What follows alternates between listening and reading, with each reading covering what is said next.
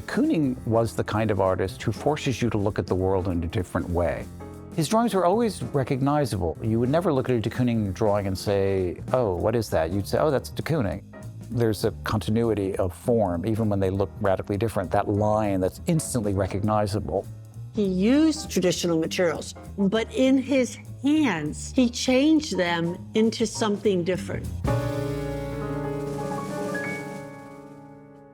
He was born in 1904 in the Netherlands, and his artistic talent was recognized quite early on within the family, and so he was sent to the Rotterdam Academy, where he begins his lessons in drawing. The primary object that survives from that period is a still life that he made, and it's an astonishing object because it looks almost photographic. He worked with great deliberation on that still life, 2 days a week for about a year and 600 hours. At the age of 22, he stowed away on a US-bound freighter and ended up in New York. He knew nothing about the New York art world. He thought he would ultimately become an illustrator. De Kooning supported himself for many years after his arrival in the United States, sign painting and doing window displays.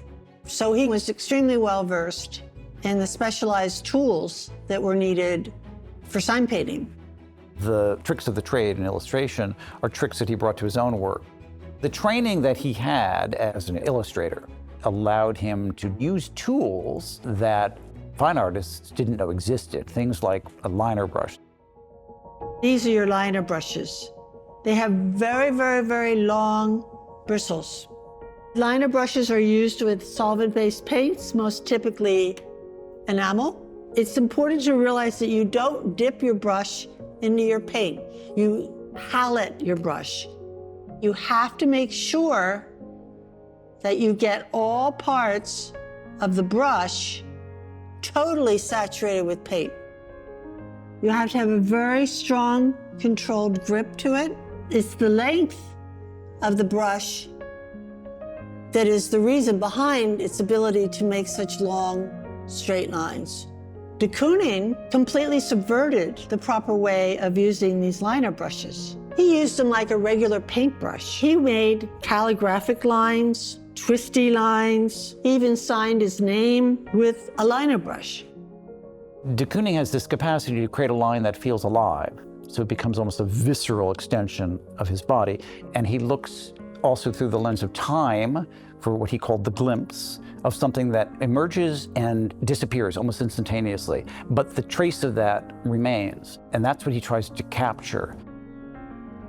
He was very much a part of the avant-garde scene in mid-century New York, and you have to remember that was a very, very small world. It was completely unlike the art world today. These were artists who talked to one another and had almost no support. In the early drawings, as he's moving toward abstraction, you still see that precision of form. It's just beginning to dissolve. He was trying to find a way forward that would distinguish him from other artists. So Excavation, which is 1950, it's as if the color below the surface is seen through like cracked mud. Even though it's an abstract painting, there are many figurative elements in it.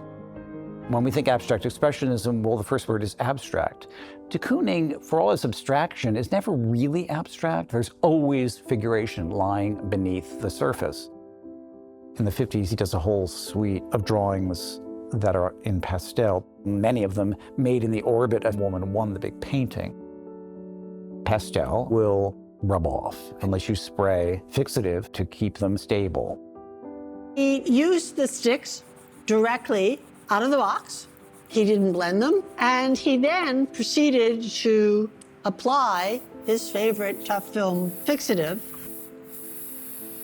to such an extent that the pastel itself loses that velvety, soft, powdery effect that people love about pastels. He then brushed it and inscribed it because it had become almost a paste. He's using this as a medium. No other artist that I can think of used fixative in that way. No other artist. He cuts, he smudges, and he smears, and he erases. Erasure is incredibly important in his work. What he wanted to do was to create a language of his own. In 1959, 1960, he spent the winter in Rome. He again came back to enamel, but this time he was far more aggressive. He would add what's rumored to be pumice to his enamel, which made it increase the viscosity a great deal. This creates a different sort of line. It stands up, it has a lot more body to it. He would scrape it using a spackle knife. Now you hear it, you can hear it. You know, the Rome works are really more felt than seen. When I look at a Rome work, I feel the texture of the pumice. I smell what must have been a horrible, pungent studio environment. I can hear the scraping. They're really beautiful process works. What he manages to create is this sense of a three-dimensional space that one could almost bathe in or walk into. He was always looking for the new, always looking for something new to test, to push the boundary of, to expand his way of seeing the world. So at a certain point in the 1960s, he felt the need to escape New York City. He had built a house and a studio on Long Island, where he had been summering over the years. He started doing these really radical things, like drawing with his eyes closed, or drawing with both hands simultaneously, or drawing with his left hand. The importance was constantly pushing himself to do something unlike he'd done before.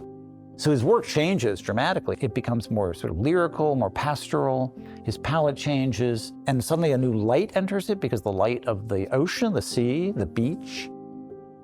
In the middle of the 1980s, he's making beautiful canvases that are just these lyrical, sweeping lines. And as much skill was necessary to make those final paintings as was necessary to make that initial drawing.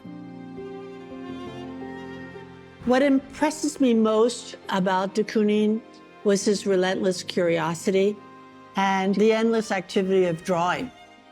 He made thousands, if not tens of thousands of drawings.